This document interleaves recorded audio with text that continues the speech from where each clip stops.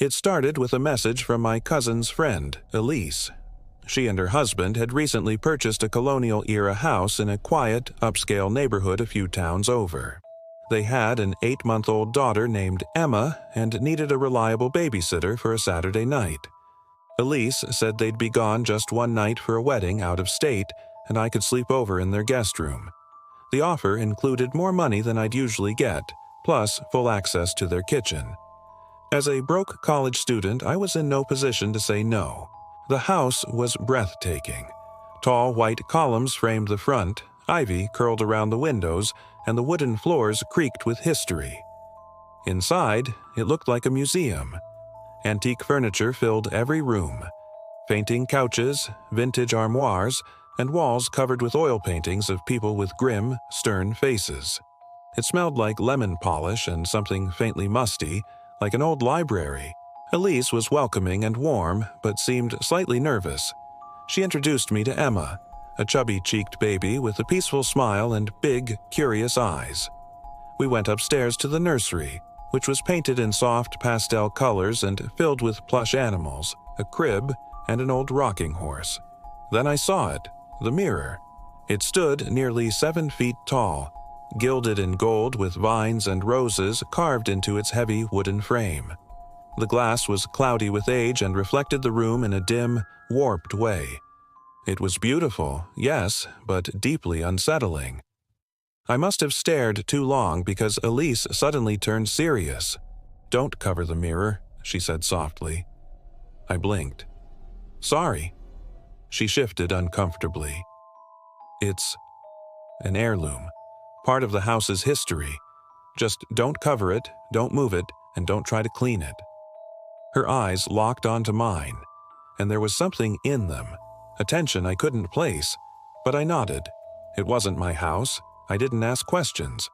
They left around 6:45 p.m., waving goodbye from the driveway as I held Emma in my arms. Once they were gone, the house felt much too big for just the two of us. The old pipes groaned, and the clocks ticked like footsteps. Emma was a dream. She laughed when I made silly faces and fell asleep on my shoulder while I rocked her in the gliding chair. I laid her in her crib around 8:30 p.m., made sure the baby monitor was on, and left the room quietly. Around 10:15 p.m., while I was in the kitchen grabbing a snack, I heard a soft whimpering from the monitor. I dropped the cracker I was holding and rushed upstairs. The door was open a crack. The light from the hallway spilled into the nursery, and I could see Emma sitting up in her crib looking directly at the mirror. And in that mirror, she was standing. I froze. The reflection showed her upright, hands gripping the crib rails, but that wasn't possible. She wasn't old enough to stand, and her actual body sat still, wobbling slightly as babies do. My breath caught. I stepped forward slowly and looked back and forth between Emma and her reflection. Her real self looked at me, wide-eyed and calm. But in the mirror, she stared ahead, into the glass, as though something inside it had caught her attention. The reflection blinked. I almost screamed, but when I looked again, it was back to normal. Just a baby sitting in her crib. I whispered to myself that I was tired, my eyes were playing tricks. I picked her up, changed her, and put her back down. This time, I avoided the mirror completely and left the door slightly ajar. I returned to the guest room, but I couldn't sleep. I lay there staring at the ceiling, thinking about that warped glass and the eerie way the reflection didn't quite match. Maybe it was just the age of the mirror. Maybe... Knock, knock. I sat up straight. 2 soft knocks on the wall. I held my breath. Knock, knock. This time, they came from the door. I grabbed the baby monitor and listened. Emma was breathing gently. No cries, no movement. Knock, knock, knock. I jumped out of bed and opened the door. The hallway was empty, silent, but the nursery door, now wide open. I rushed in. Emma was sleeping soundly, but the mirror was fogged.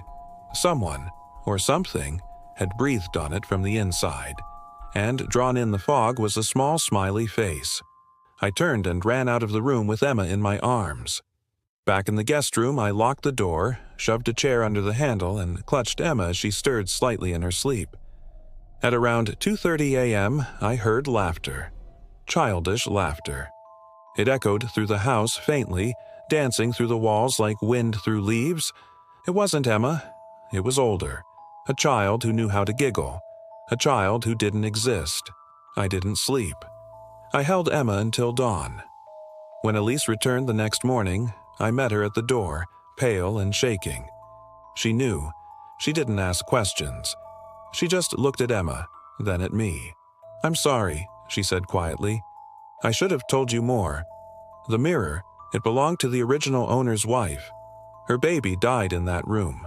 She claimed he never really left. She spent her final years sitting in front of it, whispering lullabies." "Sometimes," Elise added, her voice barely above a whisper, "I think he still hears them. And sometimes he answers." I left without saying another word.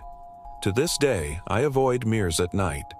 And if I ever hear laughter when I'm alone, I don't look, I don't investigate, because I know now some reflections don't belong to the living.